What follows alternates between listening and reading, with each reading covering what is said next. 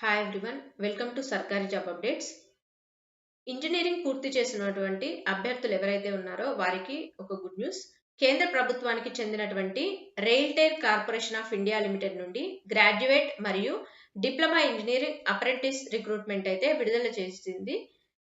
మొత్తం 40 అప్రెంటిస్ అయితే పోస్టులు ఉన్నాయి. నెలకు 14,000 శాలరీ వరకు స్టైఫండ్ ఇవ్వబడుతుంది. రాత పరీక్ష లేకుండా ఎంపిక చేసే అవకాశం. పూర్తి వివరాలు కూడా ఇప్పుడు తెలుసుకుందాం. ఓకే,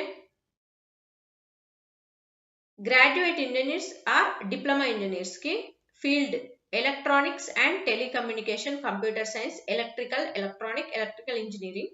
స్టేట్స్ లొకేషన్ ఇక్కడ చూడండి, న్యూఢిల్లీ, జైపూర్ ఇవన్నీ ఇచ్చారు. టెంటేటివ్ నెంబర్ ఆఫ్ వేకెన్సీస్ 32 ఉన్నాయి. గ్రాడ్యుయేట్ ఇంజనీర్స్ కి అయితే 32 ఉన్నాయి. డిప్లొమా క్యాండిడేట్స్ కి అయితే 8 ఉన్నాయి. డ్యూరేషన్ ఆఫ్ ట్రైనింగ్ పీరియడ్ ఎంత అంటే 1 year ఉంటుంది. మంత్లీ స్టైఫండ్ ఎంత ఉంటుంది అంటే 14,000 ఉంటుంది. ఓకే, ఎవరికి డిప్లొమా ఇంజనీర్స్ కి అయితే 12,000 వరకు స్టైఫండ్ ఇస్తారు.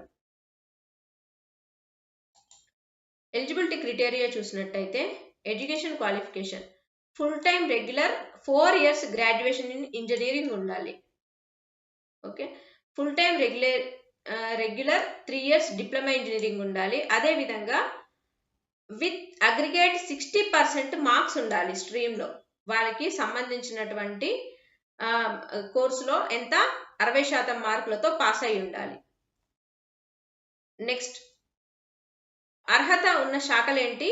Electronics and telecommunication, computers and IT, electrical, ఇతర సంబంధిత ఇంజనీరింగ్ బ్రాంచ్లు కూడా ఉన్నాయి.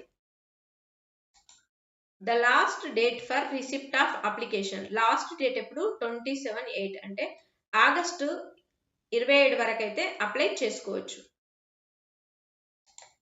హౌ టు అప్లై, మరి ఎలా అప్లై చేయాలి అంటే అభ్యర్థులు ముందుగా నాట్స్ 2.0 పోర్టల్ ఉంది కదా, నాట్స్ ఈ పోర్టల్లోకి వెళ్ళి నమోదు చేసుకోవాలి. ఫస్ట్ రిజిస్టర్ చేసిన తర్వాత ఆ తర్వాత రైల్టెల్ అధికారిక నోటిఫికేషన్ ప్రకారం ఆన్లైన్లో దరఖాస్తు చేసుకోవాలి.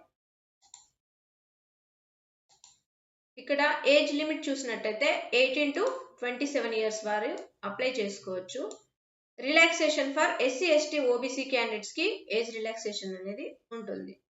ఓకే, నెక్స్ట్ మరి ఎంపిక విధానం ఎలా ఎంపిక చేస్తారు అంటే ఫస్ట్ అభ్యర్థులను విద్యార్హత ఆధారంగా షార్ట్ లిస్ట్ తీస్తారు. షార్ట్ లిస్ట్ తీసిన తర్వాత డాక్యుమెంట్ వెరిఫికేషన్ ఉంటుంది. డాక్యుమెంట్ వెరిఫికేషన్ తర్వాత పూర్తి వివరాల కోసం అధికారిక నోటిఫికేషన్ను డైలీ ఫాలో అవ్వండి. ఓకే, ఇలాంటి మరిన్ని వివరాల కోసం మన ఛానల్ని, మన సర్కారీ జాబ్ అప్డేట్స్ని లైక్ చేసి, షేర్ చేసి, సబ్స్క్రైబ్ చేసుకోండి. Thank you.